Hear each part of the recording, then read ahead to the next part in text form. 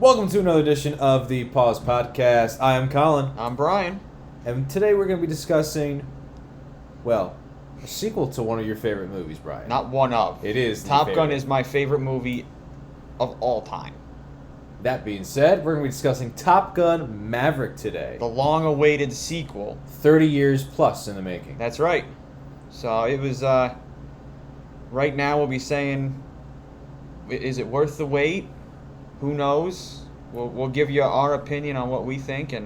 Or is it just only a case of where the sequel is not as good as the original?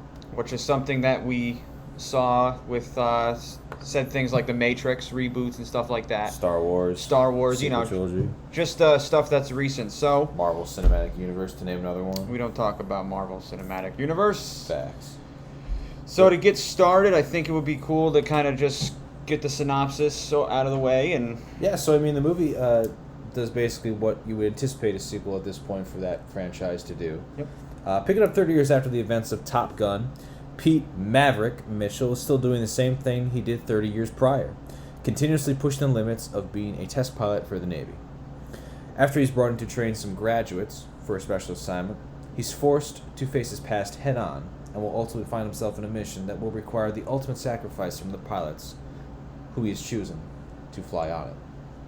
That's basically the synopsis right there. Yeah, that's pretty much it. And that really is a very good way to kind of sum up what this whole movie's about. Yeah. Obviously, there's certain aspects that, before he recruits people, there's certain things that happen. And a lot of it is, which was my concern going into, is how are they going to catch us up on the past 30 years is what the movies Right. in between is what they set.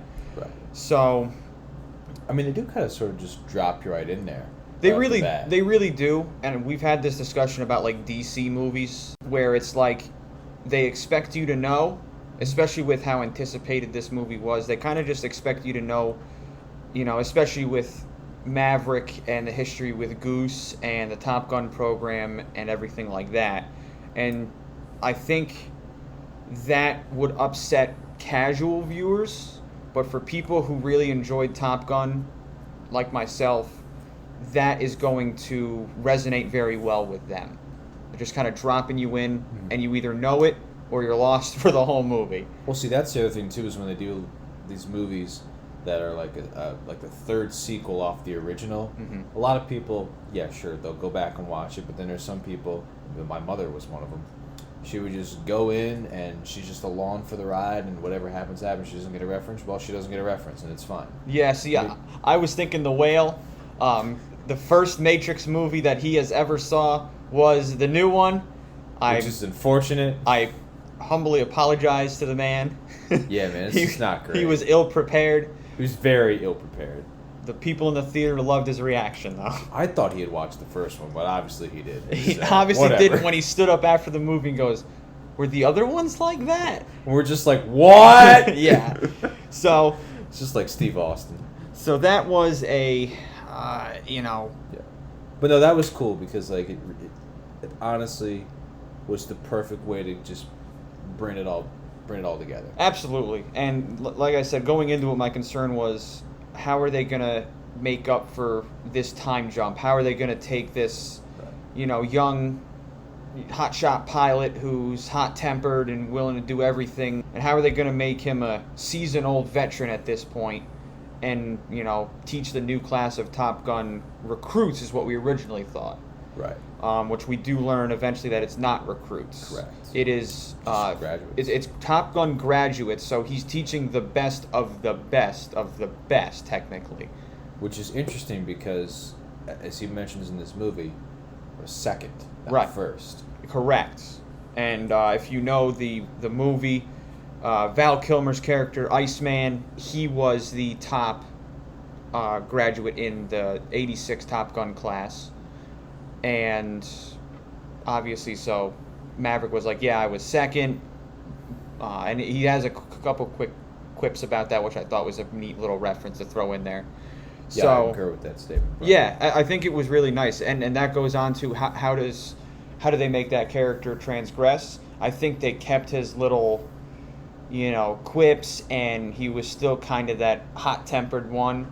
But you also got the development throughout the plot where he has he refers to them as his guys or his team, and I think that's a big character development, that they've shown over the past 30 years. Like, he actually really cares about these guys. Right. Well, I mean, I think at the very end of the first Top Gun, he's got that sense of camaraderie, like he was part of the team, and I think you see it when everybody embraces after that final mission. Exactly. And obviously, to keep you in that mindset, in that world, that has to stay there as well. I know we briefly talked about this before. We wondered what the character development was going to look like for Maverick in the new movie, because the original Top Gun has character development, but it's not as... I don't want to use the term like developed, because it's kind of weird to do character development developed. Right. But like... It's more. It's not. This is more in your face presentation. Yes, in a way. Yeah, because like you and I had this discussion after we saw the movie, that the development of the characters is very subtle.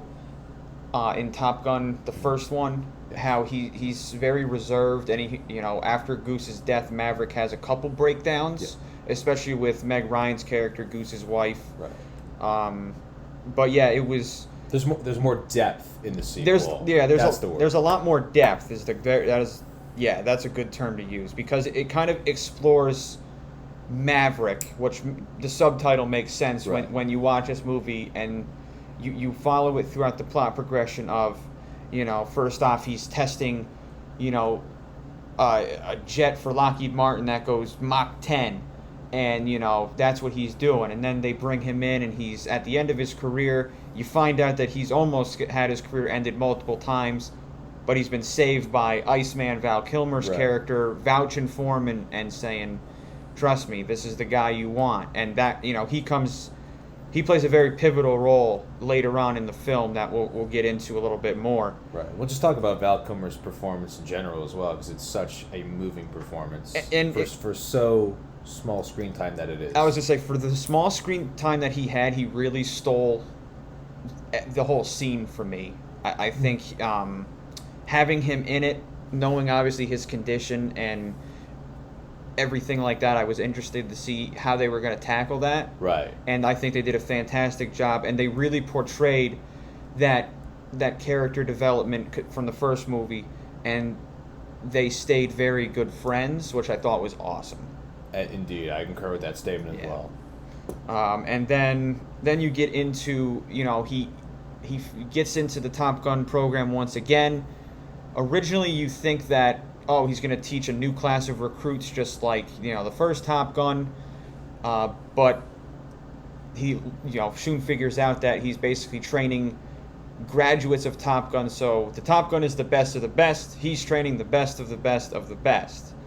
And then he's, it's basically like every other war movie. It's an impossible mission. You got to do this. Yeah. Mission Impossible, if you will. Shout out Tom Cruise for that. But and he's got to train these guys, and he's like, I'm not a teacher. I only lasted 2 months as an instructor. So I'm glad that they addressed what happened after the film and why he didn't make it so long.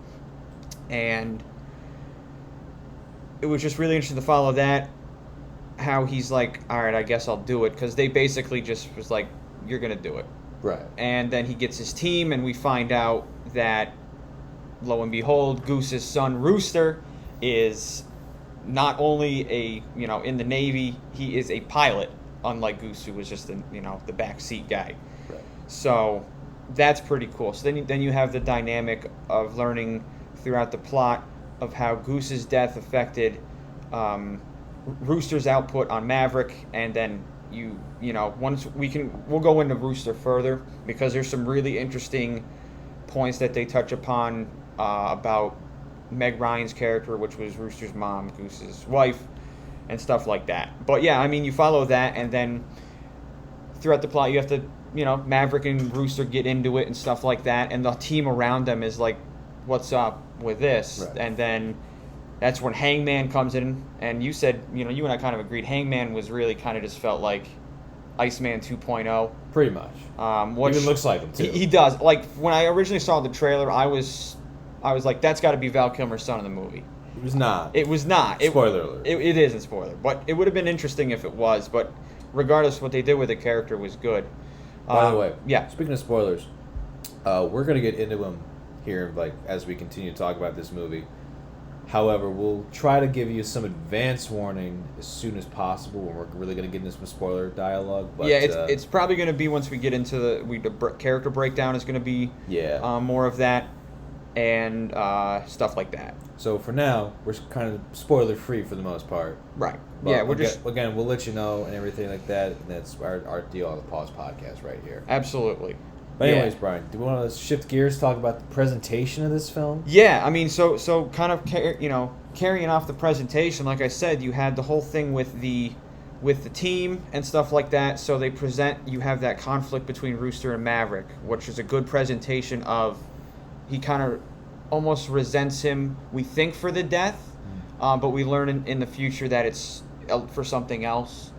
And I thought that was a really good presentation of Maverick. And there is a point where Maverick does say, I'm trying to be the father he never had. Right. Which right there, I mean, that is 100% grade A, amazing character development right there. I mean, it can't get any better than that. And see, that's the thing, too, about these movies, is that Top Gun is in itself a character study on Maverick. Right. However, Top Gun Maverick is a further in-depth study on Maverick and how the aftermath of the events of Top Gun impact him 30 years later, which is kind of nice as well, because when you think about life and our human experience as well, that's kind of how we operate on a basis as well, is that, you have this somewhat traumatic event happen to you. How do you respond to it now is what Top Gun did, and then in the future, in the present, at that particular moment, in Maverick, right? Which is really cool, and it's kind of nice how those narratives flow nicely together. That's one of the things I really liked, is how Top Gun Maverick feels like literally a direct sequel to the original Top Gun. Right. It doesn't feel like there was a 30-plus year gap between the movies, but I mean, obviously there is. But story-wise, yes. Story-wise, but it just doesn't feel like. It felt like maybe they made this movie after it, and they just did makeup or whatever. I mean, it legitimately feels like a continuation of the movie. It really does. Yeah. I mean, before we went and saw Top Gun Maverick, we sat and watched the original Top Gun. Yeah. I still don't know if that was a good call or not. Yeah, and that's something we can get into later on. But Yes. I don't know. To me, it kind of feels like it hindered our, overall viewing experience after, when we were looking back on it. Yeah, I mean, at least for me, which I'll get into at some point, it kind of does in a sense, but upon further reflection, not too much. But we'll get into that. Right. But anyways, yes. I would like to point out that speaking of that, the movie literally starts out how the first Top Gun opened with I don't want to call it the opening crawl because that's a Star Wars thing. Right. But like the text on screen that gives you like the brief rundown of what the Top Gun program background is. The Top Gun program and what it is and when it was started. So I mean, that presentation right there it was so cool to see that they were just like, it's such an iconic, like I told you going into it, I watched the intro on a daily just because it's such a good intro. I think it's the best movie intro ever created. I don't know why. It just, for me, there's something about everything going on. They did everything from keep the same font to, that little orange tint that they had from the sunset and everything like that. It was just a really good kind of way to kick off the film. Right. And, I mean, I think what's really cool, too, is the fact that they were definitely dedicated to making this a Top Gun sequel. Right. Which I think that's a problem with a lot of sequels today, is that they want to continue the story, but at the same time, a lot of the story is reflected in how the film was composed originally. And I think a lot of directors and cinematographers kind of lose that sense. And I get it. You want to put your own spin on something? I get that. Mm-hmm. But at the same time, if you're making a sequel, you kind of sort of got to keep that same kind of composition to the film as well. And I really commend director Joseph Kosinski and cinematographer Claudio Miranda for sticking to that. Absolutely. Because like you said, it really feels like a direct sequel. Really does. And I mean, getting just kind of touching on the action sequence parts of it, I think it was so cool that Tom Cruise was so dedicated to getting and making this feel like a Top Gun movie, you know, the action in your face, adrenaline pumping. Right. He had all of the actors that played the pilots.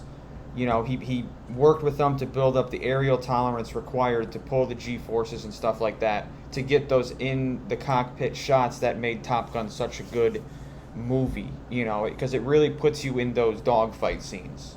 It does. Because you know, you see the emotion, you know, it's very reminiscent of things like A New Hope, when they're doing the bombing run and you see the faces of the pilots, Yeah. stuff like that. It's just it makes it more personal. Right. And that's the other thing too, is that these films are very personal. Like, a lot of the emotion is carried through the reactions of the team members and Maverick himself. Facial expressions. That's something that you touched on. I did. That was, you know, did. for both movies you said that. Tom Cruise, Yeah. his facial expressions conveyed more than words at sometimes. Right. I agree. A lot of this movie is based on the implicit meaning of what the emotion is. Right. And I think that's the beauty of filmmaking right there, is that, like, yes, you have the explicit story about kind of like overcoming an obstacle and determination, stuff like that, which, by the way, I love the orange tint because orange can be a symbol of determination. Yeah. And that's really cool to kind of like set you in that mindset. But the other thing too is that the implicit meaning of the film is up to an individual's interpretation, and I kind of look at it as it's really a story in a sense of how do you deal with not necessarily guilt, but like grief. No, absolutely. And moving through those emotions. Absolutely. I mean, I know at one point in time we've all kind of had that grief and such, or guilt, and it's how do you work through that? How do you overcome that obstacle? How do you like let go of that emotion and just continue on about your daily life? And I think that's really inspiring when I go back and watch this movie. I mean, it's a heavy hitter because at the end of the original Top Gun, you see Maverick toss Goose's dog tags into the ocean, and you think that's it. He's finally able to let go. Mm-hmm. And then you get into this movie, and the first things you see with Tom Cruise is, you know, his locker and his pin board are just filled with pictures of him and Goose. Gotcha. He was never ever to let go, you know, able to let go of that. And I think that right there, going back to the presentation aspect of it, that just was really like, wow, that lets you know where his mindset's been for these 30 years. Mm-hmm. You know. And again, I think that the filmmakers here really understood what made the first Top Gun so spectacular, and that was able to be transposed into the sequel. Absolutely. I mean, shout out to the screenplay writers, Aaron Kruger, Eric Warrensteiner, and Christopher McQuarrie, who definitely understands how to write this kind of film. I mean, Christopher McQuarrie himself has done like Mission Impossible, I think, pretty much 3 and 4 through them all, which is really cool. So he definitely understands. And he has a good working relationship with Tom Cruise, obviously. Oh, for sure. So, Absolutely. and you know Tom Cruise was obviously consulted, I'm assuming, a lot during the process of everything. I would assume. You know, because I've read some great things about him on set. Just if something's not right, he's gonna get it right. You know, it just really shows how much he loves this movie, because this was really this was the movie that made Tom Cruise. Right. It really was. I mean, there's, you know, Risky Business and all that jazz, but for me, I think Top Gun is the one that broke the ceiling for him. Yeah, I mean, when people talk about Tom Cruise in his filmography, what are some of the films that come back up? You get Days of Thunder, you get Risky Business. Yep. I almost blanked on titling, though. You just said it. Yep. And you get Top Gun. You might get some of the Mission Impossibles in there, but like... It may be the first one. Like, yeah. I think everybody remembers the first time they saw that, you know, the very first Tom Cruise Mission Impossible. You were like, oh, this is cool. I think everybody remembers the first 2. Yeah. And then after that, you're kind of like, which one is this one? And so on. The one and where so he's forth. hanging off a plane, and you're like, which one was that? Which one is that? And I Yeah. still don't know, because it's all the same. Yeah, but you know, like you were saying, he just has a good working relationship with Tom Cruise, Right. and like you said, he knows how to write this type of film, and did a great job. Because like, we'll go further into the whole mission aspect of it, but once they kind of talked about what the mission was, I said, it's not really Top Gun. And then I was like, but this isn't Top Gun. This is Top Gun Maverick. Right. You know, so that's just... And then after that mindset, I'm like, this is good. This is really good. And like the presentation of like the briefing scenes for that, where they threw a lot of like technical stuff about the planes and the mission and G-forces and all of that in there. I mean, you felt like you were in a briefing. Facts. You really did. And that is just such an amazing feat to accomplish. Like, you literally felt like you were sitting in the briefing and Maverick was telling you all this. And again, I want to shout out Joseph Kosinski, the director of this movie, because I think that right there shows how much he wanted to commit to putting you in this environment. And that's basically what a director should do. The director should basically tell the filmmakers, this is the vision for how this is going to look, sound, feel, and bring it all together in one complete package. Yeah. And I think Kosinski does an amazing job Yeah, at getting that right. Building off of that, it's not just him. There is a plethora of consultants and special thanks of military members that work with them on this film. I would really appreciate if you guys look up those names and just kind of give them the respect that they deserve too, because they made especially those briefings and in what they're feeling in the plane in that moment and stuff like that. I think all of that really just made that movie so much better, having so many minds to pick. Right. And also, just one of the things I want to do is just want to thank anybody listening to this who's a veteran or serving currently in the military. Just thank you for your service. Absolutely. Keep doing what you do, because it allows us to do stuff like this. Right.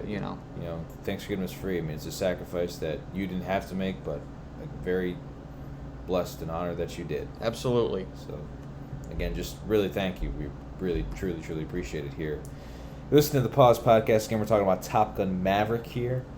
And this is really this might be best movie of the year. I know it's a hot take right now with everything else coming out the rest of the year, but this could be. We're neck and neck with another movie that podcast will have to do, Father Stew. Yes. Which that one was out of left field for us, and I can't wait for the time to sit and talk about that, because both of these movies had very good character development, and personal relationships were key in both of these films. Yes. So, kind of building off that personal relationships, let's just get right into that. Facts. Now, this is the part where spoilers are probably going to happen. So if you haven't seen Top Gun Maverick yet and you don't want it spoiled, go watch it and then come back to this moment here. Pause. Okay.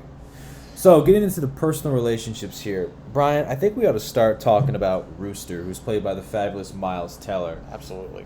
So let's just start by saying, obviously, this is Goose's son from the moment you see him. You're like, this is literally, he's got the mustache and everything. And also just his mannerisms are definitely, honestly, I think Miles Teller really studied Goose and also blanking on Meg Ryan's character's name. But he definitely studied the mannerisms of those two, because they're both incorporated into his performance. Yeah. Whether or not you see it or not, consciously or subconsciously, but they're there. Oh yeah, they're definitely there. His mannerisms were definitely, but I think he also definitely worked with Tom Cruise on that part of it. Oh, for sure. And just kind of was like, let's. How would you shoot this with Goose and everything? Right. He was like, here we go. So I think that's a very special thing that he was able to recreate, was he took the Goose mannerisms and stuff like that, but he also made it his own character, which I think is very important in a movie like this, where you're playing such a pivotal, key character. Right. I mean, the thing, too, is that if there wasn't such a good rapport with these actors and actresses, this movie doesn't work. Because there is that camaraderie, there is that sense of brotherhood/sisterhood in this movie that really has to work and be powerful. And if it's not there, it's not going to work. That's why relationships are super, uber important. Absolutely. In this movie in particular, but also just in general, even in life. Yeah, it really is. I mean, Meg Ryan's character was named Carol. Carol. For some reason I was thinking Karen, and I was like, I know that's not right. I will still refer to her as Meg Ryan, just out of what I usually do. Yeah. But you talk about the relationship between Rooster and Carol. There's a very pivotal part, and I'll give you another warning, big spoiler coming up here. So when Rooster initially applies to the Naval Academy, Maverick, on the request of Carol, pulls his papers, so it delays him getting into the academy for 4 years. Yep. It took 4 years off of his career, and if anybody's knows anything about the military, 4 years is a long time. I mean, 4 years is a standard. Yeah. 4 years is long anywhere, but definitely the military. Absolutely. Especially if you're a career person. Right. Even just think about it, 4 years is your entire collegiate, for most people, or high school career. Yeah, most people. So that is such a pivotal part because Maverick pulls the papers on her request, but Maverick takes the entire blame for it because he doesn't want Rooster to resent his mother. So I think that's another big key, in terms of just a personal relationship. Maverick just wants to shoulder the burden. Right. Maverick never wants to put blame on anybody else. He wants it all on himself. Well, doesn't want it, but you know what I mean. I think that he feels responsibility for his actions. That, and also he knows, or he thinks. Well, I don't know. He knows that he is good, really good. He's probably he knows he's the best, and a mistake like what happened with Goose. He's like, there's so many things I could have done. Everybody has those thoughts after something like that. Right. What could I have done different? And, they cleared him of everything in the original movie, and they mentioned that again in this movie, but he never was able to just accept that. He was always, I was the best, I should have done this, should have done that, and he should be alive, and he's like, maybe even I should be dead. That's the kind of thinking that you get. And that gets kind of touched upon when he gets into further into mission. Right, and again, that's kind of like human thinking 101. If you're in a situation like that, that's what you're going to think about. Absolutely. Most likely. And I think that's the thing, too, is these relationships that we're going to discuss here are very, very realistic. Absolutely. And I think that is what drives home this movie. Oh, absolutely. And I like I said, I think we're in agreement that Miles Teller knocked it out of the frickin' park. Oh, absolutely. I mean, And I think Miles Teller's a fantastic actor. He's great. I really, really enjoy his very work. Underrated. It's a shame that people like Miles Teller and Adam Driver, who put in knockout performances in pretty much every single film. Last Duel, as we've talked about, House of Gucci, the Star Wars sequel trilogy. Yeah, I mean, he did. Adam Driver worked with in the Star Wars new trilogy. He worked with not a lot, and he gave Kylo Ren 110%. Yeah, he was just, with the exception of the ending of a certain movie, whose title we will not say because we hate it. Right. And don't want to spoil it for anybody who hasn't seen that train wreck. Facts. But if you know, you know. Yeah. Up until that point, I'm like, this is a really solid villain. Yeah. Yeah. So Miles Teller, I put him in that same category. He's just very disrespected in terms of the great performances he does. And I've just learned after checking out the soundtrack, he actually sang Great Balls of Fire. He did. So during the scene in the bar, that's actually him singing, Yep. which, with movies like Walk the Line, when actors take it into their own hands and sing and learn that stuff, all the respect in the world. Facts. Especially even A Star Is Born. They sang all that stuff live because Yeah. Lady Gaga requested it. Absolutely. Which we'll get more into Lady Gaga as well because she did some of the music for this movie later on. She did the closing credits, but I mean, it was like they released the music video and it was like the hype for the movie. Yeah. So, but yeah, it was. We'll talk about her later because I think she got snubbed for House of Gucci, hands down. But She did, which you discussed at length on the award show podcast. Which, by the way, check that out if you haven't listened to it yet. You're chilling here with the Pause podcast. We're still talking about Rooster a little bit here, and I like actually this facet of the relationship. Shout out to Fast, it's calendar word of the day, I tell you. I like this facet where I feel like Rooster doesn't necessarily hate Maverick. It's more so he hates the way that their relationship has kind of come about in terms of he's now responsible for whatever Rooster does. And I think Rooster doesn't necessarily like that given what happened in the events of Top Gun. right. And even things that took place before the events of Top Gun off camera, Yes. with just the relationship Goose and Maverick had going into the movie. Right. So I think it's almost like he feels that Maverick doesn't think he's ready to do this, even though secretly Maverick thinks he is kind of ready, but doesn't want to take that responsibility on. Well, also, Maverick also openly admits at certain points in this film, the kid's not ready. He tells that to Val Kilmer's character. But is that actually what he thinks? And that's the thing. Is he actually thinking that, or is he doing it to protect him? And that's where I think we come back to this implicit meaning. Because when I heard that and I saw what Tom Cruise is doing, to me it looked like he felt he was communicating, or I'm sorry, I felt that he was communicating, is how that should be phrased, that he thinks he thinks that Rooster is ready to go on this mission, but because of the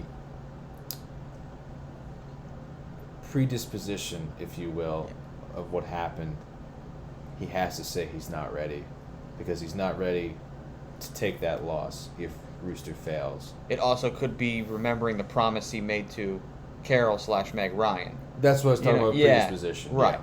Yeah. And I think that's interesting. But then again, coming full circle, he does choose him to be his wingman in the final mission. Precisely, which is why I'm saying implicit meaning, he probably thought he was ready, but he had to say that Right. just because. Oh, absolutely. Yeah, So. because it's a very interesting team that he chose to go with him on this final mission. Bob. Yeah. But I mean, I thought it was really cool because I think everybody would have assumed it would have been like Hangman, because he was a pretty key focus throughout the film. Like, it felt like they were kind of focusing in on him and Phoenix and Rooster. Well, see, that's the thing, though. I feel like the actual team this go around kind of reminds me of like Predator, the original Predator. Mm-hmm. Like, the team is memorable, but as a unit. Right. Not necessarily, you don't remember like individual people. Oh, absolutely. I feel like. Everybody got their own time to shine. Yeah. I think you said that best after we saw the film. Yeah. Because, you look at Hangman and you're like, oh, it's like a Val Kilmer Yeah. copy-paste. We're definitely going to get him on this final mission. And he technically was. And I think how they brought him into that part was pretty neat. Yeah. Because they kind of, we'll get into Hangman later, but they built him up a certain way. Right. And then they had him kind of like get rid of the view people had of him. Right. So, yeah, I mean, Rooster's development was fantastic, especially towards the end when you just see everything come full circle with the two and their relationship is repaired. Right. It's pretty cool. They did a great job with that. And I definitely think, too, that for a character that they just plop in here Yeah. and kind of be pivotal to the story, it could have felt really flat. Absolutely. But it doesn't. And It could have felt very forced. It could have been a lot. Yeah. Just why? Why did we need a Goose Right. 2.0? And I think I want to credit that to not only the screenwriters, but also just to Teller's performance as well, because he truly takes on this role with ease. It feels like. Absolutely. So. I mean, he had the look. Like you said, he obviously must have studied because he got it down to a T. Absolutely.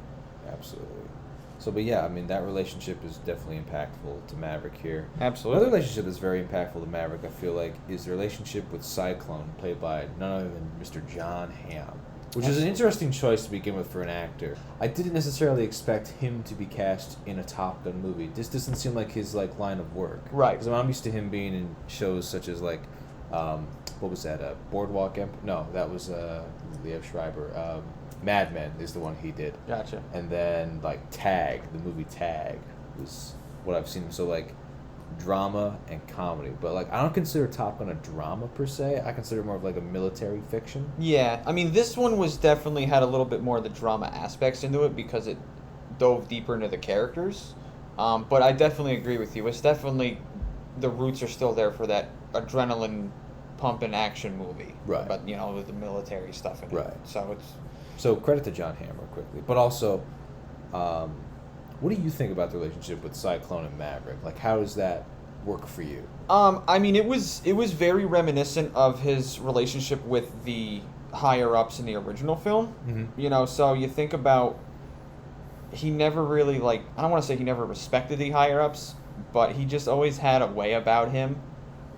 I think the relationship he had with John Hamm in this, I thought slided perfectly with how he addressed higher ups. Because like one of the first interactions you have are, you know, you aren't like an admiral. You're still a captain. Like Right. you should be. You're decorated.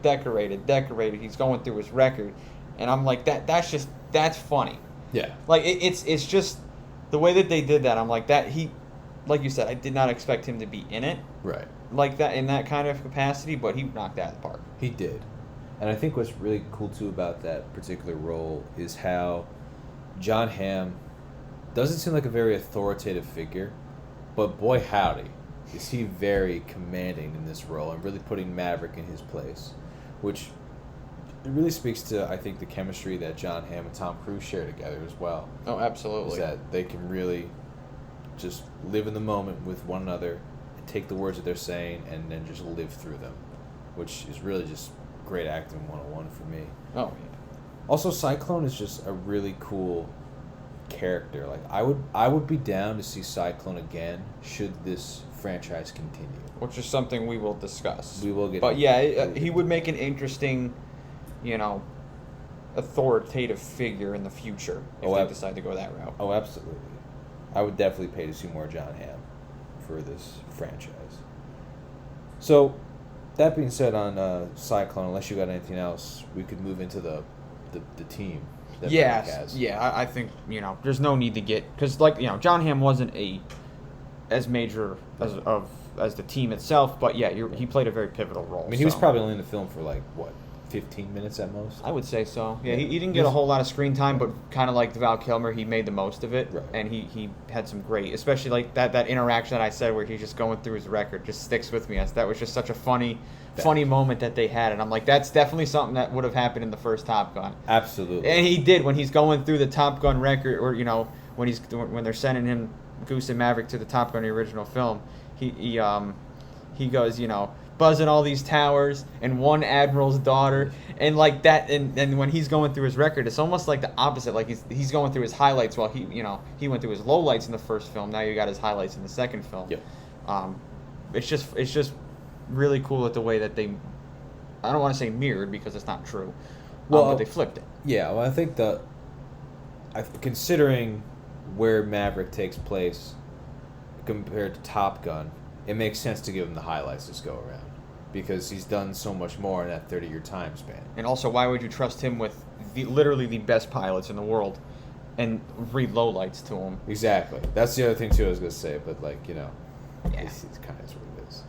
But anyways, moving on here, let's talk about the team because the team is really what made Top Gun special. Right. And also to use my example earlier about Predator, that's what makes Predator special. So the team here has to work, and if it doesn't work, you don't have a movie. Right. So the team works. You think so? Oh yeah, absolutely. I think the chemistry was there. The first scene where you get kind of introduced to them in the bar. Penny's bar which Penny we'll talk about later. But yeah, in her bar, I think was really cool. Like they all had that camaraderie, and then you have my man Bob. Shout out to Bob. What a great call name. By the way. I mean, it was so funny the way they did that. They were like, "What's your name, Bob? No, what's your call sign?" And it was a moment of silence. He was like, "Bob." Like the delivery was perfect. I'm like, "That's great." And then you had, and it was really cool because they had the team kind of introduced, and then they brought Rooster in. And I thought that was a really cool decision to do. Mm-hmm. So they let the team shine because everybody, once Rooster Goose's son was introduced, right, the focus was on him. Right. See, I thought Rooster was going to be not part of the graduates. He was just going to be a little side piece. Pause. Podcast. Exactly. No, but I thought it was going to be on the side. It's kind of a side quest kind of mission, which I was kind of well, that's interesting. Miles Teller's getting second billing for this movie, and he's going to be barely in it. And then of course, it's oh no, he's actually part of it. And the other thing too about that is I think Rooster is such a different kind of vibe from the rest of the team that was really cool to not group him right in there directly. Right. And even still, the interactions they have in that bar sequence are very minimal, and I think it really sets the tone that the camaraderie between everybody except Goose. I keep doing that. Sorry. With Rooster is there, and they're all kind of like this brother and sisterhood. And then you have when Phoenix and Hangman and I forget who else, but they were playing pool, and then you had Rooster walk in, and you had this cool little interaction between Rooster and Phoenix that kind of hinted at like maybe a romantic relationship or maybe just a good friendship or something. Yeah. You know, it could go either way. I would say probably with how this film was, it was probably more of a romantic entanglement. Probably. Because hey, the military probably not the greatest idea to fraternize, Right. so they would probably not be vocal about it. But it was interesting. Like she hit him with the pool stick, and that was like the first sign. Like okay, here we go. Right. So, and I thought that was really neat, and like you said, it just builds off the camaraderie there. Like they're just joking with each other. Right. Also, to your point about the Rooster kind of like flirtations with Phoenix and stuff like that. To be fair, I think they're trying to mirror Rooster with Maverick. I did get Maverick vibes. Top Gun. So yeah, like when you were saying he's like a different from the group. Yeah. It's kind of like the Maverick vibes because Maverick Right. was different from the original class. Right, which may help further a further sequel.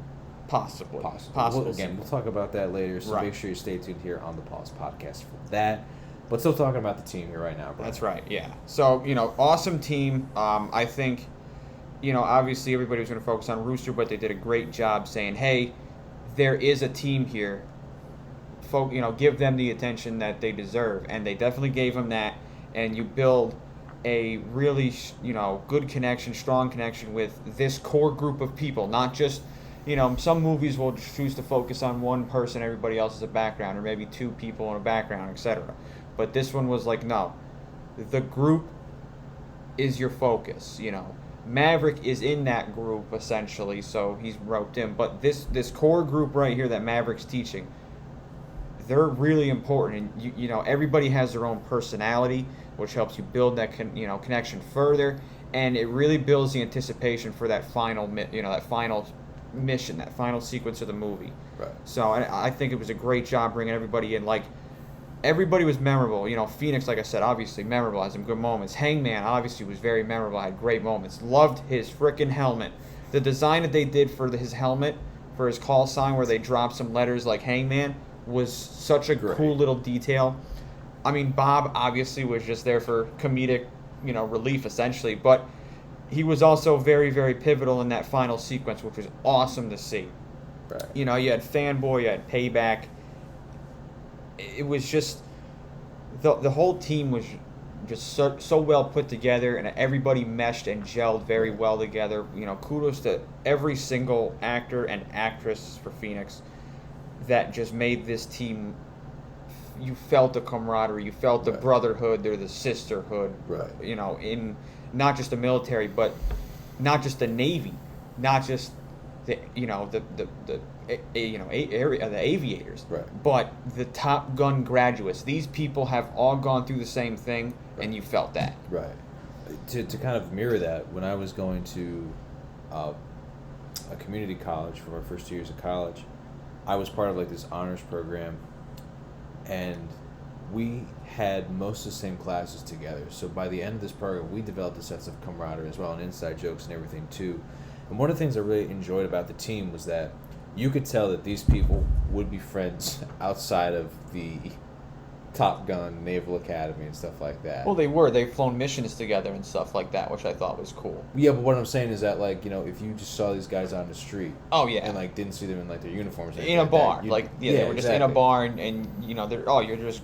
I mean, if they weren't in uniforms and they were just in a bar, you could be like, those guys like all went to college together or Absolutely. something. Yeah, That's one of the things I really appreciate about that. Is Absolutely. that it's just like you can tell that they spent a lot of time together with one another, and they are friends. Flown a lot of missions, and Yeah. you can tell they always have like a competition. Like Hangman always brags about he's shot down people, and Right. they haven't. And, Right. And then Phoenix, I really loved her quip where she was like, "Yeah, well, Maverick has now 5 kills or whatever," and it was just like, Makes him an ace. yeah, that's right. And I like that is amazing because you just a little jab there, which was sweet. And I think that every kind of like every character in the team just made you really focus on every single one. They all got their due diligence, and it was just fantastic. It's very tough to write a team, I'm sure, and make them as individualized as these people were, and they nailed it.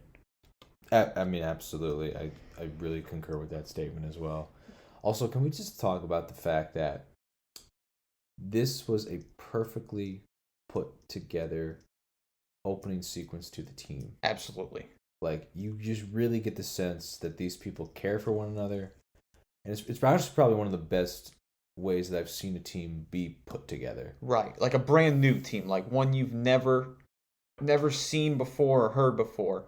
It was like, here are these new characters, and in a span of 30 seconds, you know that they've been acquaintances, friends, wingmen, brothers and sisters in the Navy. It's just, they did such a good job just in 30 seconds of introducing them. They really did. Absolutely. I mean, that's one of the things I really think that even, I know we don't talk about Marvel, but Marvel did a really good thing when they brought together everybody in like Avengers Infinity War. Oh, you mean when Marvel movies were good? Yes. Those we talk about. But like when they brought everybody together for Infinity War, you really got the sense that like that everybody knew who everybody was and how this was going to function as a whole. Even still, like when like Spider-Man, Doctor Strange, and I think Iron Man. Yeah, obviously Iron Man was there. Yeah, I had to remember the scene in my head. Yeah. When they meet the Guardians of the Galaxy, you get to understand how Doctor Strange and company feel, and then the Guardians feel, and how that's going to continue to work when they get to Titan. Right. So absolutely. To kind of juxtapose that with this meeting Top Gun, you get the sense of where everybody stands in the hierarchy of the groups. I think it's interesting that you bring up Avengers because, we talked about this. It might have been after the movie with Iron Man, how although they brought this team together, it seemed like Iron Man knew everything and everybody, and he was the catalyst. There was no Iron Man, if you will, in this sequence. Correct. And I think that's what made the setup just so perfect. Right. It was everybody was equal, but they all thought they were better. Yeah. And it was the perfect explanation, and that continues from the original Top Gun. Right. Like they think people view them as equal, but they all think they're better. Facts. Which is I think the perfect explanation for a Top Gun team. Facts. And I think I just bring up Avengers because it's one of the coolest ways that you see a lot of people meet for the very first time. Absolutely. And I think that that's just very cool and very well done. And that's more or less kind of what this movie tried to do. Is just, here's these like, what, about 8?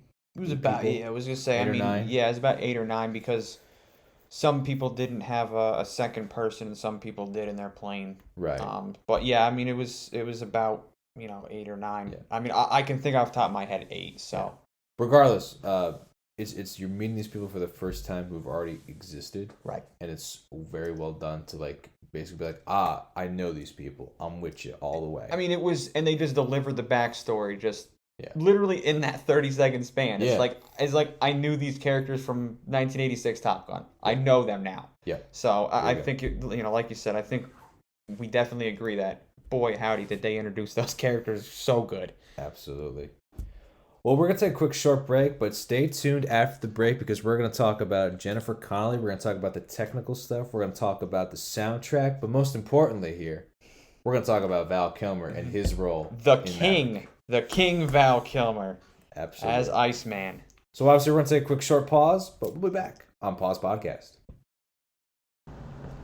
And you're still here with the Pause Podcast. I'm still Colin. I'm still Brian. And we're talking about Top Gun Maverick. More specifically, we're talking about the relationships that this movie has because they're so influential and impactful in this movie. I want to talk about Penny here, Brian. Tell me, how important is Penny in this movie? So in the grand scheme of things, I think Penny is probably, honestly, the most important character in this movie for Maverick's development. I concur. Everybody would just say Rooster, but you got to think about the relationship that is set up between Penny and Maverick is, pre-Top Gun, the first movie, like pre-going into that. Right, because they make reference to that in Top Gun. Twice, actually, they make reference. Yeah, so in the first scene, which I did mention briefly, where they talk about Maverick canoodling with an admiral's daughter, which Goose says under his breath, Penny Benjamin. And then later on in the original, when they're in the bar in the Great Balls of Fire scene, the original, because now there's two of them, Carol mentions Penny Benjamin by name as well. So I think it's very interesting about all of that. I concur. Yeah, I think it's interesting. It's definitely cool that they have the callbacks and stuff like that. But yeah, I really like just the fact that Carol in that scene was like acknowledged it as well. So now you have both Goose and Carol acknowledging that this admiral's daughter is somebody that Maverick has not been able to let go of, a central theme in this film. Indeed. So even after all these years, I think that's the thing too, is that like probably probably because I just had this thought, I'm sorry to interrupt, but it might be almost, if not, I'll say almost the same amount of time they've known each other and had feelings for each other as Maverick and Goose. You know what I mean? That's what I was It's like the gonna say. long-standing relationship. So those are like, yeah, I just had that thought. And I'm like, yeah. that's something that needs to be brought up. But yes, I concur wholeheartedly. I was going to say that, segueing off of that, I think what's important to note here is that even Penny makes reference to the fact that, they shouldn't keep doing this relationship because everybody just gets hurt time and time again. Absolutely. And that kind of makes me think that both of these characters need one another, and that's why they've never been able to truly let one another go. Right. Yeah. I think there's a double standard on that as well. It's very important when you think about it, because when you think about the original Top Gun and the romantic interest, or the other person, Kelly McGillis's character Charlotte, she was an instructor, and at the end of the movie, she was getting ready to take a job in D.C., so they would have been separated regardless. Mm-hmm. So it makes sense that their relationship wouldn't have continued. Maverick stayed in Fighter Town, where Penny would have been anyway. Right. So it makes sense that they would have continued to see each other on and off throughout that time. And it also is interesting that Penny was married. She was married at the time that she did get divorced, we learned, and she had some children with the husband. And throughout that entire time, Maverick still kept in touch, and then they still obviously, I don't know, maybe when Penny and her husband were married, they were you never know what was Right. happening with the two. Right. But regardless, they still had feelings for each other throughout that entire span of time, even when other stuff was happening. Right, and even too, they're both very supportive of one another. Oh, absolutely. They complement each other very well, especially with her being the daughter of an admiral. I think she kind of understands, because Charlotte was a civilian contractor. She didn't really understand the whole aspect of naval, aviation and all that stuff. While Penny has seen it firsthand with her father being in the Navy. She knows what to expect. Right, but also even true, just like she understands what Maverick is kind of feeling in terms of how he's kind of going about Rooster and stuff like that. Absolutely. Because he confides in her during a somewhat sexy time scene that he pulled the papers and set him back 4 years. Right. Yeah. And she was trying to understand that Mm-hmm. and make sense of what that means and everything like that as well. And she was like, I don't necessarily agree, but I will continue to stand by you in regards to your decision once you feel it's best. She also understood his reasonings, because that's where we learn about the whole Carol Meg Ryan scene where, off camera and at time, she made Maverick promise not, don't let my son fly, is essentially what the promise was. Precisely. And when he shares that, I think she understands that reason, because she's kind of going through something similar with her daughter, and she mentions giving her more freedom and stuff like that. And I think that's a very interesting aspect. And like I said, just to reiterate, they complement each other very well. Absolutely. Even just the chemistry I feel that Tom Cruise and Jennifer Connelly must share Absolutely. outside of the set is just fantastic. I'm also glad that they didn't make one of her kids Maverick's kids, because I think that would have taken away from the whole thing. Yes. I think it's more impactful that not only does he, kind of want to be the father Rooster lost, he also is kind of, we see the interactions with Amelia, who is Penny's daughter, kind of the same way. And she's very protective of her mother, which is very interesting too. And I think that is just, because there's one scene where he climbs out of the window and he falls to the ground. His coat fell. I thought it was him. It was not. But he gets back up and he looks into the window and there's Amelia staring right at him. And she doesn't say anything. She just says, "Don't break her heart again." And I think that was very... Hold on. Don't say she doesn't say anything, then say the line. Well, no, because the line's important. No, I know, but she doesn't say anything about the fall or anything. She doesn't say anything about that. She just said, the only thing that she says is, Right. "Don't break her heart." She doesn't say anything about him sneaking out or falling, because you know what? She's probably seen it a dozen times at this point. Right. It seems like a very somewhat common occurrence. Well, right before that, he's like, she's like, "I don't want to influence Amelia by, having a guy over on the first date," and Right. he goes, "It's not our first date." Facts. and it was just funny. And I just was like, the fact that she didn't say a word about him falling is like, yeah, she's seen it before. She's seen it before. Yeah, and then she delivers the line, and I'm like, that's pretty cool right there. Just Right. how protective she is. So yeah, they have a great relationship. I think it fits. The final scene we see of the two in the prop. I think it's a '51 Mustang or something like that. The prop, the single prop. Yeah. It's having them in like this old school plane and flying off into the sunset. I think that was just a great scene. Right. And it really sums up those two, the characters' developments, and also the moment they shared. Further down, they had a few interactions, but they're not as important as this one, where they get Maverick pulls a stunt and gets himself as team leader of the we'll call the suicidal mission to blow up this uranium storage thing. And did we mention that there was going to be some spoilers?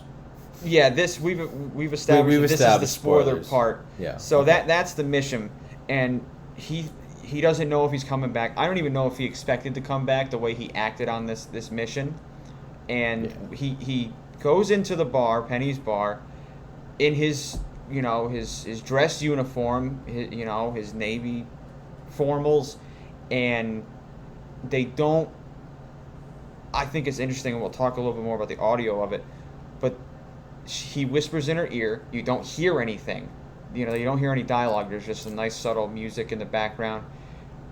You can imagine he's telling her that he got the call and he's going out, and I'm sure that's something she heard with her father. So there you go. She understands.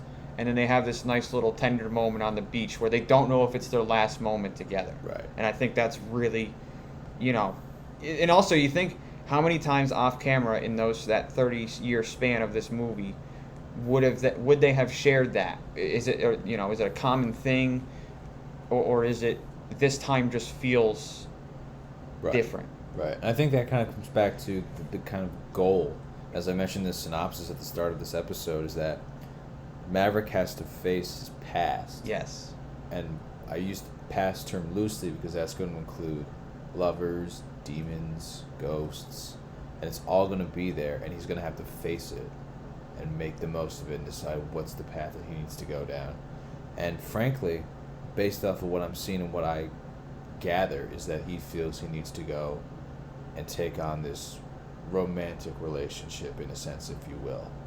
That's something that he needs to confront, because I think, again, for the longest time, he's had feelings for Penny and just hasn't been able to let that go, and decides that, you know what, I need to just let this be. Yeah.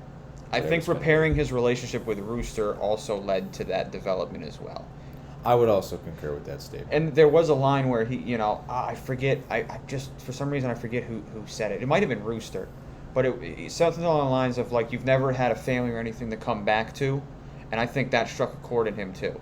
Yes, because then, like, right after that, the next sequence with him and Penny is a scene of passion. Right, absolutely. Which is really actually well shot, and I'll talk about that later on. Yes. So I think in terms of Penny, I really enjoyed everything about her character, and I think it was probably, with the exception of Maverick, the best character in the film.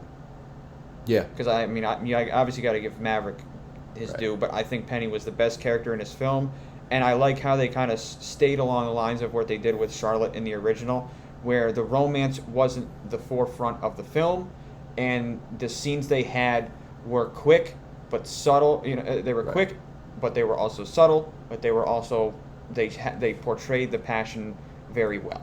like romance in life, it should never be the forefront of your life. Absolutely. So there's that. There you go. Can we talk about the third best character in this movie, though? Let's talk about the third best character and one of the greatest actors in the history of the world. Absolutely. For none other than Iceman himself, Mr. Val Kilmer. That's right. Boy. Let me just tell you something here, Brian.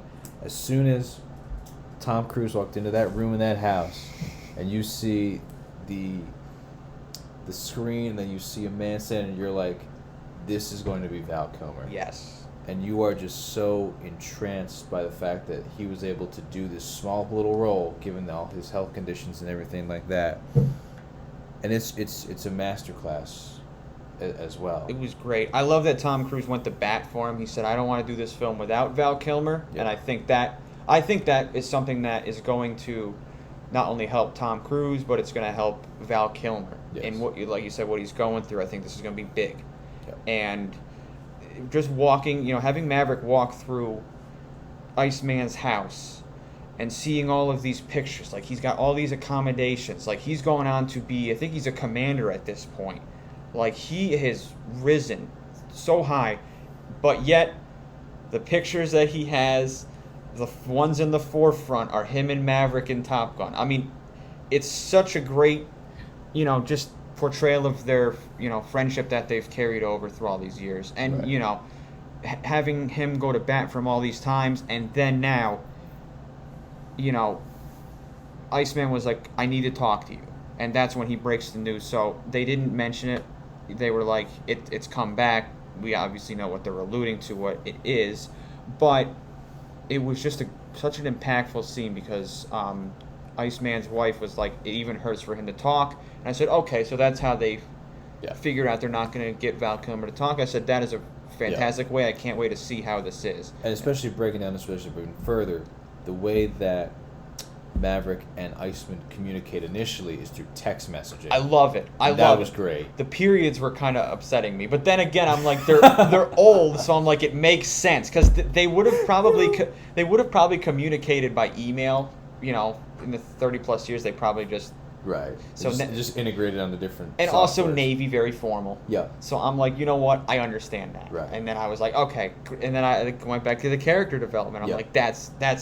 such a subtle thing, but it's amazing. And that's the thing too about this movie is like a lot of the stuff, actually both Top Gun and Top Gun Maverick, is that it's very subtle. Yes. The whole concept behind it is this very subtle character development.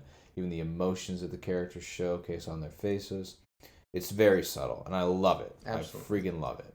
Absolutely. So yeah, getting into the Iceman scene, you have that lead up where he's walking through the house and he enters the room. Yep. Like you said, there's the screen. There's a man sitting down. Yep. We all know who it is. Yep. Val Kilmer. And even just the way that like Tom Cruise enters that scene And looks at him. Just the way he looks at him. It's almost looking like not so much. It's weird to say, but it looks like Tom Cruise is looking at Val Kilmer and not Maverick at Iceman. Like it felt. It's a double shot because I Yeah. think Tom Cruise knows this is probably gonna be like the last scene that those two ever do together. It could be the last words that Val Kilmer ever speaks in a movie. Absolutely. And I think that right there is those tears were real that Tom Cruise had in a later scene with Iceman. This scene is literally just Tom and Val One last ride. in a sense, saying goodbye. Essentially, yeah. Which is really heartbreaking. And I really hate that I just said those words. Yeah. But that is what it is. It's actually a very, very tough scene to watch. It is, but especially out. when you think about what Val Kilmer's going through now. But like I said, this was definitely something that probably really helped, if anything, his mental health. Yeah. Like I still am wanted for what I love to do. Absolutely. You know what I mean? Absolutely. And so the way that they communicate in this scene is he types out on a computer, Yep. the words and stuff. And he didn't type a lot, which I think was cool. It was very quick to the point. Yeah. Uh, Which is how he would have been regardless. Well, just going back to the text message they exchanged, they never changed. It was consistent. Just like if he sent Maverick a text on his phone, that's what he put. And going back to the original Top Gun, Right. Iceman was straight to the point. Precisely. I imagine somebody calling up Iceman saying, Maverick's done it again, we got to get rid of him. And he's like, no, he has something that we need. Right. He's worth something He's worth everything to us. I mean, Iceman was just very much in the original, a very man of few words. Yes. So he was a man of action. Yeah. Yeah. Maverick was a little bit of both. Yep. But yeah, so it's very lucky. I don't want to say lucky, but it really is lucky that Val Kilmer's role was a man of few words, and it just was such a perfect opportunity for him to slot in. And even still, when, again, this is going to be spoiler, when Val Kilmer stands up and they kind of share a moment with Tom Cruise. Yeah. And he says a few words. He does. He says some words to him, and we won't spoil the words because, boy, I did not expect him to speak. That caught me off guard. Right. It really did. Like, if anything, I expected him to speak, but it was going to be like overdubbed with something else. But it was legitimately his own voice. And you could see on his face the real pain he was experiencing when talking. Mm-hmm. And I think that the fact that he was willing to put himself through that for this moment really just says something about the kind of man that Val Kilmer is. Not the actor, but the man. And he gave his all to this role. I mean, it's very, very few actors nowadays that are willing to fully immerse themselves into a role. Val Kilmer is one of the best at it. One such other may be Tom Cruise. Absolutely. Tom Cruise, off the top of the head, Tom Cruise, like DiCaprio, Joaquin Phoenix, those guys. And Val Kilmer's in that echelon right there. Johnny Depp is another one who... Willem Dafoe. I mean, there's so many top-tier guys, but it's very hard to name new guys. Yeah. I mean, like Adam Driver is one that I think of. But Val Kilmer is part of that original OG. We are fully committed to our art. Real quick side tangent here. Do you think that's a generational thing? Maybe. I kind of think of it going back to like the old school wrestling days, like WWF, when all the wrestlers kept up kayfabe. Like Macho Man Randy Savage, if he was a bad guy, he was a bad guy everywhere. So, Shawn Michaels, that stuff, they were all bad guys. Right. So maybe it's kind of like that. It's like the old mind. And I think, honestly, you know what it is social media. That's what I was going to actually say, was that I think it's social media, and I think it's the fact that our generation is a very instant gratification generation. Yeah, so what can I get now, and right, how much of it can I get is essentially what exactly. I mean, that's why everybody posts every little thing online. I don't. Just for 2 likes. You know what I mean, though, in general. And I don't think, obviously, a generation like that would be like, just flew up in my plane, selfie from 30,000 feet. Great. Wonderful. Yeah, cool. Goose took a Polaroid. Yeah. So, but it's... Guess what? Val Kilmer just did this. Val Kilmer Val Kilmer just put himself through, honestly, what probably would have been a lot of pain for 15 seconds, if that. But it was such an impactful moment. It really was. Just and I could tell that. I know when that camera stopped rolling, Tom Cruise and Val Kilmer were just like hug, bro, yeah, hug just and everything. Emotion. Like the whole crew probably was emotional at that point because I felt it. I mean that goes back to like direction too. Is like Kaczynski really just understood what this scene means, what this scene is going to convey, and they just went ahead and did. I'd be really interested to know if this was a one-take scene or not.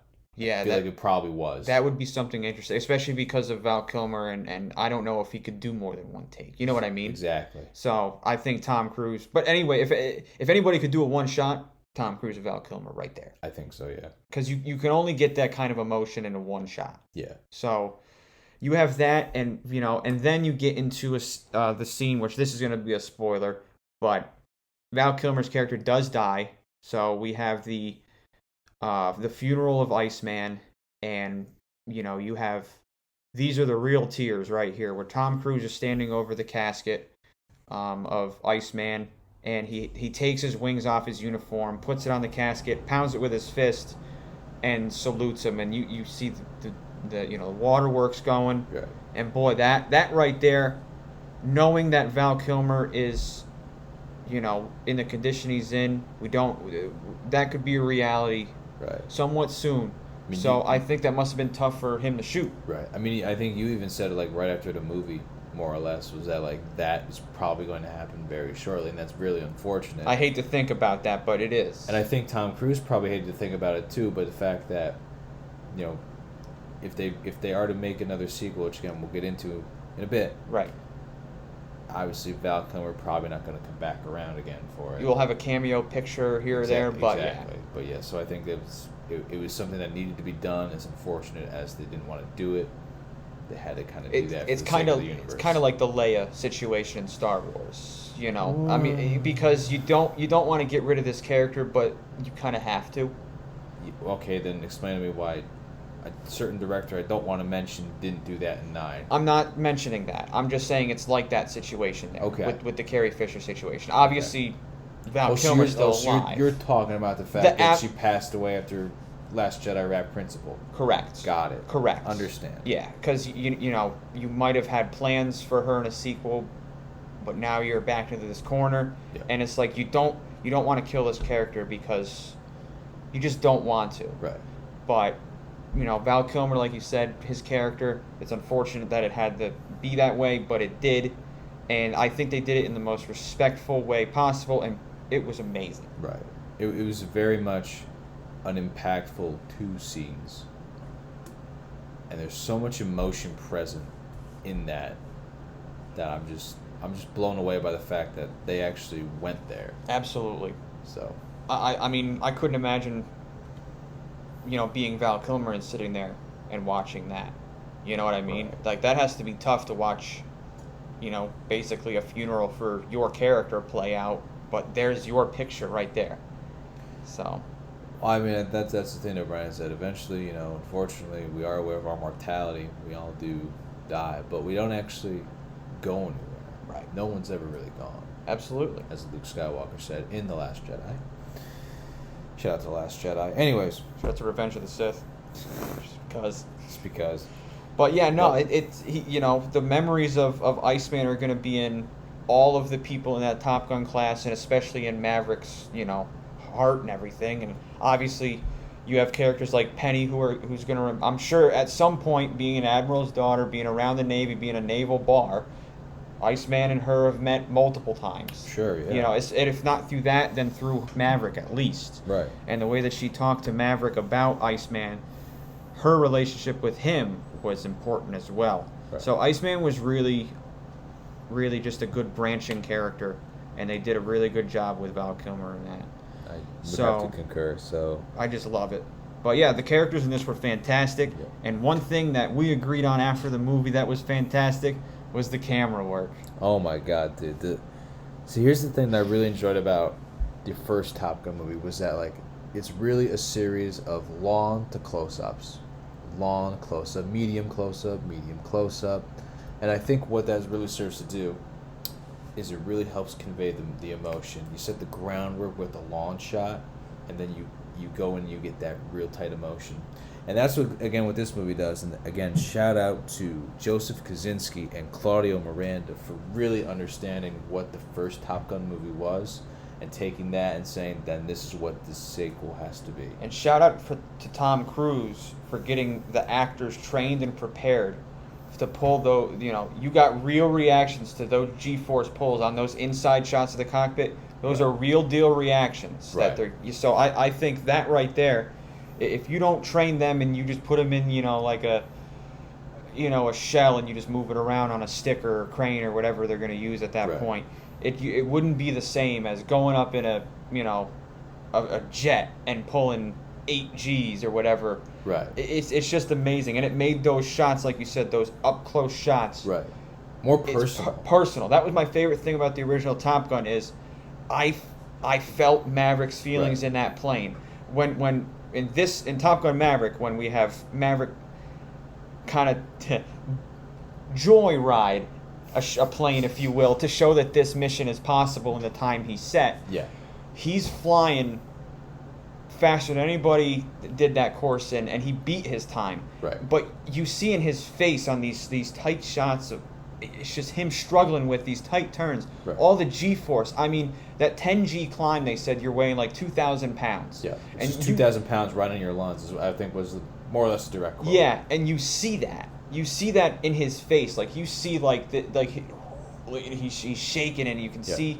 It's just such a fantastic thing that makes those shots so much better. And you have the long shots to set it up. The shots where the planes are coming at you and they fly over top, and then you cut into the cockpit and then you go back to, like, those are just adrenaline pumping right there. And I mean, even so, like when they first go and bring Maverick in and let him know what's going on with this mission and everything like that, it's a long shot in that meeting room, briefing room. Is probably a better terminology. And then it gets a close-up shot on John Hamm's character and then Tom Cruise's character, and you get the sense that these characters don't like one another, but you also get the sense that John Hamm's character is just doing what he has to do, and Tom Cruise's character is just kind of like, I don't want to be here, but I understand that I need to do this. He doesn't want to lose the only thing he has, which he says. He's a fighter pilot. Right. He says, I'm not a teacher, I'm a fighter pilot. It's all I have. Right. And, it's interesting. And we talked about this after watching the first Top Gun. Those close-up shots of the characters, especially the scene in the bathroom after Goose has died and Maverick is struggling. Yep. It's just like you think Maverick thinks he's alone, so he has a moment of just a breakdown kind of deal, and you have a close up on his face, and you can feel the emotion, and you can see where he changes back to hiding his emotions again, like he's good to go. Right. So. But again, even still, like in this one, I guess like the camera work and the acting here go hand in hand, because this is just such a character study, character-driven movie, is that those really close-up shots that convey so much emotion are really impactful. And I think every character, in a sense, has their moment to shine in regards to that, and that's one of the things I really enjoy. Absolutely. About the camera work here. And also just the way that those flight sequences are put together. I think those are some of the best, if not the best, flight action sequences I've ever seen in any movie ever. It outdoes the first Top Gun for sure. Absolutely. But I even think it outdoes like a lot of like the stuff you see in Star Wars, Star Trek, maybe even some of the Alien franchise as well. Which I hate to say that about my boy Ridley Scott and James Cameron, but I know this was really good, and I think a lot of it though is the realism, and it's kind of tough to get the realism across in like Star Wars, or I think of like Battlestar Galactica for some space battles, but I mean in terms of like just relatability. They're on Earth. They're in jets above Earth, and it's people. It's real people. It's the Navy. We know the Navy. You know. Right. Well, the thing too is that, like you mentioned earlier, Brian, these are legitimate, real sequences. Like they did this for real. They didn't go in some studio and just say, simulate it. Yeah. We're going to simulate it, like they do in Star Wars and Star Trek and everything else I mentioned. And I think I appreciate that. Here is that everything is real. It's organic. It makes the filming come across that way too. It just that helps it a lot. It's like we're like, there's the ground. It's really there, and you're in Star Wars. It's like it's CGI. It's just a CGI. It's great. It's that planet in the background is like styrofoam circle. Literally. But and that. It's two different creations there, so you take everything with a grain of salt. I love the Star Wars sequences. I think the dogfights in that are amazing, and to be fair, they were before Top Gun. Right. So. But basically, what I'm saying though is that like, Star Wars is definitely a fantasy type deal. Absolutely. Top Gun more realistic, and there's something to be said for that amount of craftsmanship. And the fact that they were able to convey everything in a realism setting. Is just fantastic, and a lot of it is camera work, and a lot of it, music and soundtrack. Absolutely. You have to have a good, like when I talked about with the Penny and Mav scene, no dialogue, nice subtle music, good moment. I loved everything about the soundtrack. I still think the original soundtrack score is better. Let me tell you, I think the soundtrack with all the music and the actual songs are good for Top Gun. Yes. But I think the actual score piece of it, Maverick takes the cake on Absolutely. that one. To me, this film felt more like an epic, while the other one was just... It's tougher to explain how it is, but... When you say epic in the case of Maverick, are you talking about like it's much more... It has more depth to it? Yeah. Okay. I think this one needs more score, while the original... I don't even like calling it a score in the other one because it's just 4 or 5 songs with different progressions and instruments, synthesizers and stuff. I mean, it's different reprises. Yeah, you hear "Highway to the Danger Zone," you hear "Mighty Wings" and "Playing with the Boys," like 3 or 4 different variations of it. Yeah, because I guess when you said epic, I was thinking more like an epic film, like for example, like Troy. Right. Yeah. But, I'm thinking just in like the terms of depth there, like on a much subtlety, on a grander scale. Correct. Okay. Correct. I'm with you there. Yeah. So I think, but then again, you have the fantastic song Lady Gaga made for this. I get nothing from my Fantastic Four joke because Miles Teller was in Fan Four Stick. We don't talk about that movie. That's true. So you go into the Lady Gaga song. That, first off, it's competing with Highway to the Danger Zone. Facts. I mean, there's nothing better than that song. That song is my alarm and my ringtone. It wakes me up in the morning and gets me ready to go. It really does. I don't know what it is. It's just a very high energy song. So I guess you're really a Top Gun fan. Absolutely. I had a Top Gun hat from the 1986 release, and I had a 2008 special Blu-ray shirt release that had the Top Gun logo with Maverick on the back.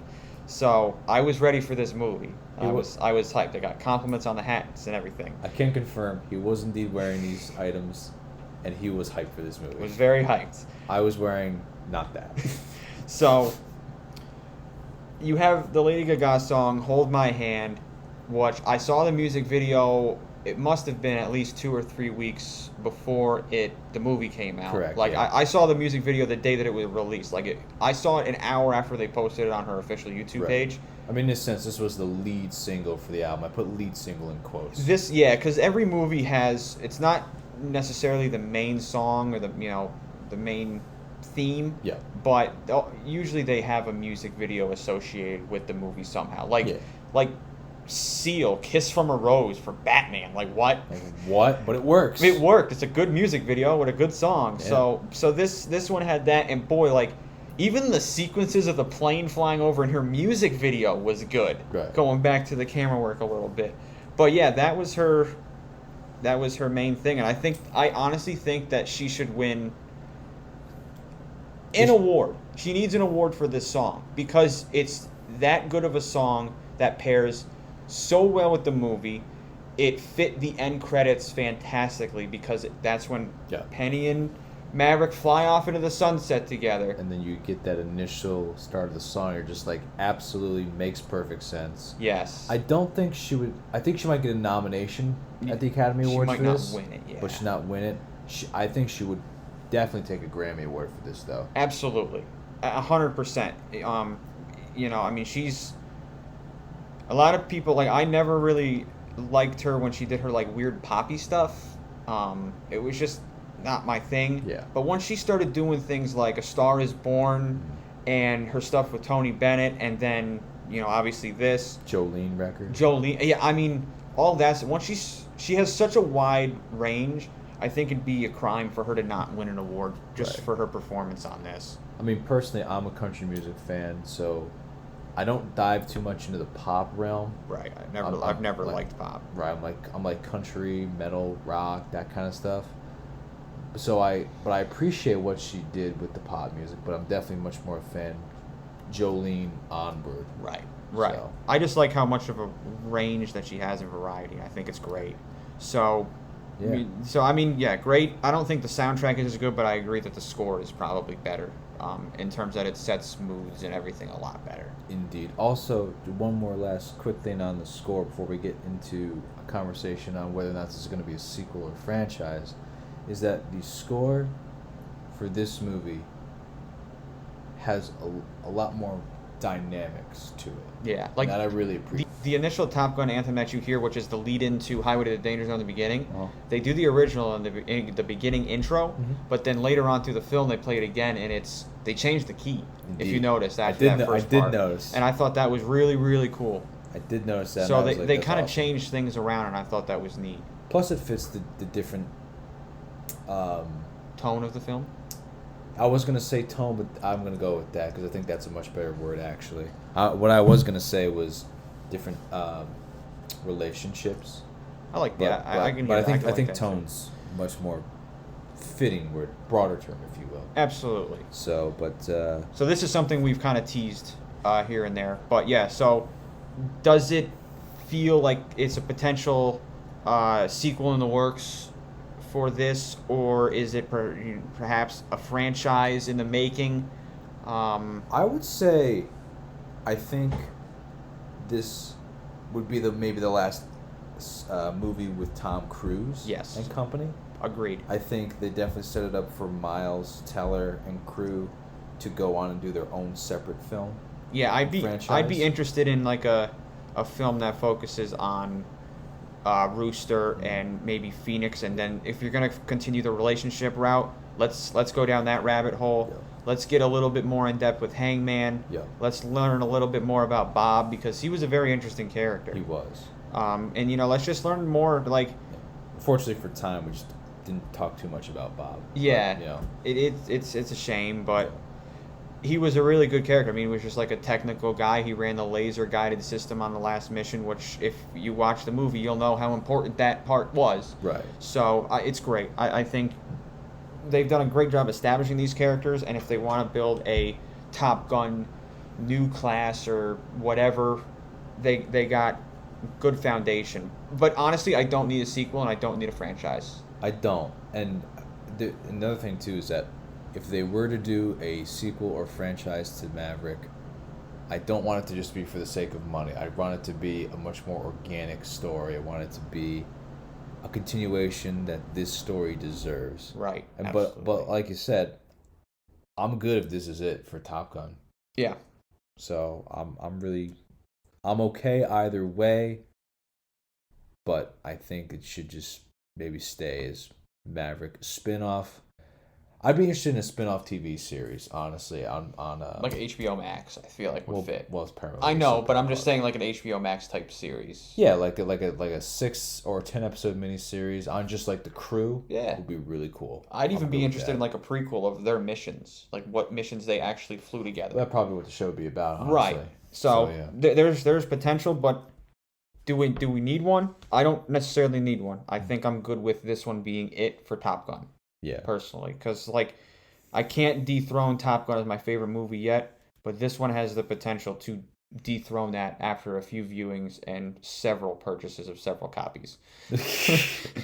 What would you say to me? You own Top Gun, what, 3 times over? 3 times over. I own it on the VHS, the DVD, and the Blu-ray. God, you freaking 4 times. I have the 4K as well. So you're a friggin' animal, man. But I love it. I'm closing in on the century mark of viewing. So gotcha.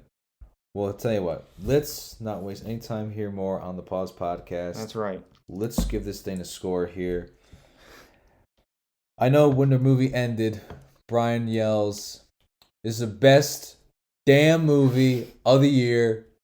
37 million out of 10. Yeah. That's what he said. I want to know, Brian, you still giving it 37 million out of 10? It's up there. Okay. So no. No, it's up there. It really is. Right. 37 million out of 10. But for right now, Top Gun is 37,000,001 out of 10. Oh. But it really, this movie, I was worried about not living up to the expectations set. It hit it. Yeah. To not break your overall score scale, it's a 10. It's a perfect 10. Okay. It's the very rare 10 seen on our show. I see. I think we've only given, well, we actually haven't officially given another 10 yet. No. But there might be one in the near future.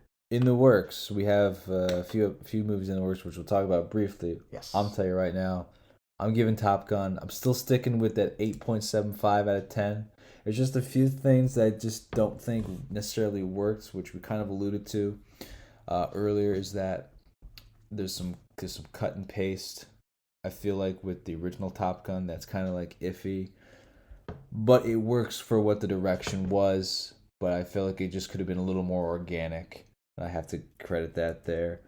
I'm coming in as a viewer. I just enjoy the viewing experience, right, start to finish. There are definitely a few things in terms of the camera work where they kind of violate a few filmmaking principles that are kind of like, well, that doesn't necessarily work. but it is what it is. So yeah, I'm gonna sit there at 8.75 out of 10. That's that. But moving forward, we've got some movies that we've got on the docket for future podcasts, such as Father Stew is definitely one of them that we definitely want to talk about. Yeah. I mean, what other movies do you want to talk about, Brian, in the future here? I mean, in terms of ones we've seen, I think Father Stew is probably one that is definitely on the top of our list. Yeah. Movies coming out. I'm very excited for because I'm like 6. The Minions movie. Very excited about that. Facts. The movie that I am most excited about following Maverick is Thor: Love and Thunder. Mm-hmm. I mean, it just looks like a very good film, and I'm very excited about it. Yeah. And the trailer that came out of left field, Paws of Fury, Legend of Hank. Facts. Very excited about that one. Facts. Thought it was Kung Fu Panda. Not disappointed not. though. And DC League of Super Pets because Keanu Reeves is Batman. Facts. So I'm very excited. Those are all in July actually, so that's going to be a busy month for me. Facts. And yeah, I mean, it's going to be a good month in July, so I'm very excited to see those movies. Absolutely. Well, other movies we've seen that I think we should talk about, definitely Nicolas Cage and The Unbearable Weight of Massive Talent. Yes. That was really that solid. one slipped my mind. I'm still on Maverick mode. We will try our best to do Doctor Strange, maybe. Ugh. Didn't enjoy that, I'll tell you that. I mean, right it now. was great. Yeah, okay. Other than that, though, not too much I really want to talk about per se. I know there's definitely been a few things where, I might have gone and seen something that you didn't necessarily want to see, such as X or the outfit and stuff like that. So, might be talking about that. Who knows? Briefly. But as far as stuff coming out that I want to see, I'm thinking since I'm a huge Cronenberg fan, definitely got to see Crimes of the Future and The Black Phone. Those are both coming out in June. I'm interested in Elvis slightly. Nope. Only because of Baz Luhrmann. Nope. But I'm probably gonna skip it, honestly. Looks terrible. I hate the casting for Elvis. It's just I can't do it. I do. I don't like it. Bodies. Looking forward to that movie from A24 in August. I think that's gonna be a hilarious horror comedy. Nope from Jordan Peele coming out in July. And then definitely looking forward to the next Avatar movie. Avatar: The Way of Water is something I definitely want to see when that comes out in December. Shazam's also coming out in December, at least on track for right now.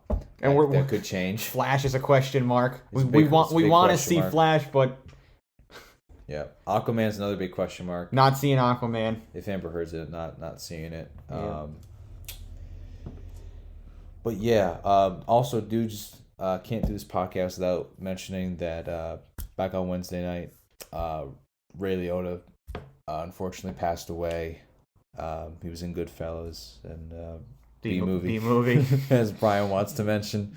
Love that. So we just want to say rest in peace to him and condolences to his family. Another fantastic, going back to the Val Kilmer conversation, just one of those characters who could immerse himself and make you Absolutely. just feel that character's every move and emotion. Absolutely. And one of the best gangster actors too. I put him up there with Pacino and oh yeah, absolutely. He's just so good. De Niro and stuff like that. Oh, absolutely. I mean, and then you can't forget Joe Pesci. I mean, those 4 guys kind of just ushered in a whole new ball game. Yeah, genre of filmmaking as well. And then I think of a follow up to that is you have Johnny Depp in Public Enemies, which was a movie I didn't expect to like. I found the DVD at Hollywood Video. Shout out to Hollywood Video. And I rented it, and I'm like, this is a pretty good movie. It was good, and I liked it. And then Hollywood Video closed. Yeah, it's but unfortunate. It is what it is. So yeah, that was a good movie. But without the contributions of Ray Liotta and the other gentlemen we mentioned, we might not have experienced such classics as, we wouldn't have because he wouldn't have been in it, but Goodfellas, Godfather, right. Scarface, none of that, and it might not have even been as popular, Right. So. Absolutely. So, again, rest in peace to Ray Liotta. Absolutely. Brian, you got any recommendations that you want to put out there to the world? kind of flowing off the Ray Liotta thing, I think it'd be wise everybody kind of check out Goodfellas. I actually the night after he passed, I went and just watched the movie, and I was just couldn't believe how good that movie actually is. Like, Facts. sometimes you take it. It's one of those movies you take for granted. It's kind of like The Godfather. You take it for granted. You do. And then you watch it, and you're like, wow, this is Solid. something special. Right. Like, Goodfellas, watching that is something special. But there are good movies out there that you enjoy, and then there are movies where you're just like, man, this was like, what an amazing feat this must have been on set. Oh, You yeah. know, you're making a classic that people are going to watch forever. I feel like Top Gun's the same way, like the original one. When they made that, I feel like, especially Tom Cruise is like, we're on to something here. Facts. So, yeah, definitely Goodfellas would be the one I would say Yep. is something you definitely have to, if you haven't seen it, check it out. Yep. If you haven't watched it in a while, check it out again, because like I Facts. said, it's one of those movies it's there and you appreciate it, but once you watch it, it's like, wow, what a movie. I mean, it's one of the quintessential movies of the 80s and also of the gangster genre as a whole. Oh yeah, it helped. Like I said, it helped usher in that whole gangster era. Yeah. That's still going today. I mean, you got so many shows. Like, I've never seen it, but I think Peaky Blinders is what it's called. It looks like a gangster show. If I'm wrong, sue me. But Okay. but it's just stuff like that. I mean, how many gangster movies and TV shows between Goodfellas and now have we got? I mean, thousands. Exactly. So Yeah, definitely check that out. check out One of the Roots, and then check out The Irishman with De Niro and Pacino and Pesci, Yep. because that's another good one. But that's a long haul. It's like a 3-hour movie. Facts, dude. So, but yeah, Goodfellas. There's my recommendation. Colin, your recommendation for our fantastic listeners. Actually going to recommend, after you listen to this podcast, go check out another podcast done by 3 actors, Jason Bateman, Sean Hayes, and Will Arnett, who's one of my favorite actors of all time. They do a podcast called Smartless, and each week they kind of have on a different guest, usually from like the filmmaking industry or theater industry. Recently listened to an episode where they had Liam Neeson on, and Liam Neeson was talking about behind the scenes of Schindler's List. And I didn't think about this actually as I was watching Schindler's List, but they didn't actually film in Auschwitz. They filmed right outside of Auschwitz, and the production team made it look like they were inside. And I said, that's pretty cool.